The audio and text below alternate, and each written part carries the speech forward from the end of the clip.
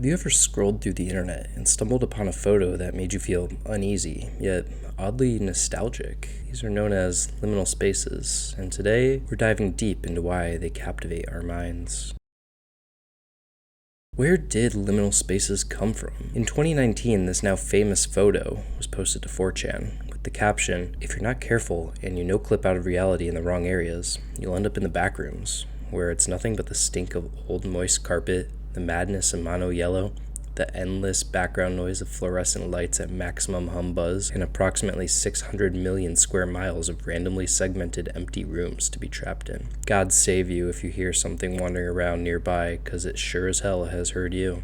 The backrooms carved out its own new niche on the internet and helped liminal spaces be propelled into what we know them as today. Many content creators covering the subreddit with nearly 800,000 subscribers, and a full backrooms wiki with extensive lore. The popularity began to really take off in 2020, which coincides with a huge event in human history. It's called COVID. You've probably heard of it. But this makes perfect sense. As everyone was locked in their homes, places you would often find bustling with people were completely empty. Everything outside of your home became a liminal space, and since no one had anything better to do, we would scroll endlessly on social media until a photo like this catches our eye. I'm sure you would consider this a liminal space, or this, but what about this? So what is a liminal space? The term liminal comes from the Latin word limen, meaning threshold, as being between two things, being partly both while not wholly belonging to either. Taking this context into the Oxford Dictionary definition of liminal, occupying a position at or on both sides of a boundary or threshold, I was in the liminal space between past and present, or 2, relating to a transitional or initial stage of a process, that liminal period when a child is old enough to begin following basic rules, but is still too young to do so consistently. Many content creators hold the criteria that liminal spaces must be these transitional spaces, hallways and doors. However, this really feels like a liminal space, and so does this. But is a home a liminal space? I mean, nothing about a residential home screams transitional, as more often than not, it's your ultimate destination. Certainly one could argue an empty home could be in a transitional state between tenants, but what about this one? It's clearly inhabited, and the TV is even still on with SpongeBob. Instead of going for the literal definition, I believe there are 3 words that define what a liminal space truly is.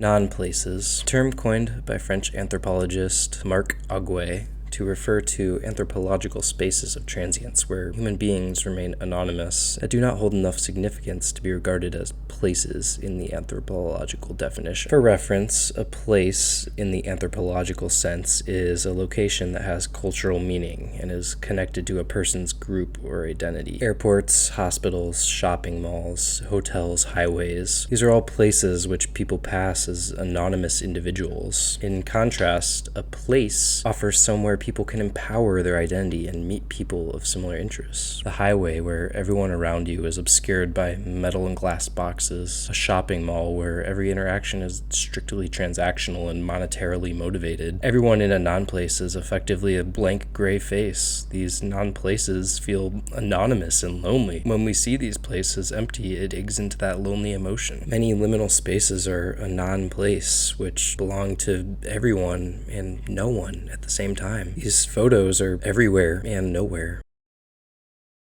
Kopsia. Kopsia is referred to as the eerie, forlorn atmosphere of a place that's usually bustling with people, but is now abandoned and quiet. This is a key motif in a good liminal space. There's no people, no animals, and sometimes even no plants in these photos. The viewer is almost voyeuristically witnessing the static state of a place that we often experience dynamically. A child's play place devoid of children, an empty school hallway on a weekend, or a shopping mall past its closing hours. These places are all quiet and abandoned. A study published in 2022 by Alexander Deal and Michael Lewis studied our reaction to liminal type images. They found that spaces seem to follow a similar trajectory to the uncanny valley. For reference, the uncanny valley refers to the phenomenon of negative emotion when presented with not quite human figures. This is most commonly experienced with human-like robots and computer animations. The study finds that repetition in patterns, bad lighting, and a lack lack of context lead to the uncanny reaction in participants? The lack of context is the key point in most liminal spaces, as they lack the people as the context. Liminal spaces are devoid of life. Anemoia. Anemoia is a sense of nostalgia or belonging to a time or place one has never known. Oftentimes, viewing these liminal spaces can give the viewer a nostalgic feeling. It's not uncommon to see a social media post like this, and there's good reason for it. Nostalgia is a very powerful emotion, often occurring when remembering past events in your own life. Studies show that nostalgia activates the reward systems in your brain. This can explain why liminal spaces are calming to view, despite being a little unnerving. Liminal spaces promote a sense of familiarity and belonging, but why are we nostalgic to these photos if we clearly have never been there? We rely on intuition and assumptions to make sense of the world around us. Context is very important in understanding something. If you do not have context, your brain makes up its own. If you think you're immune to this sort of bias, you're not, and a quick thought experiment can paint this phenomenon very well. Without any context, try to figure out what this conversation is about. I have a daughter. Okay. I have a dog. Oh, I'm sorry. What is it that you think they're talking about? Think about it.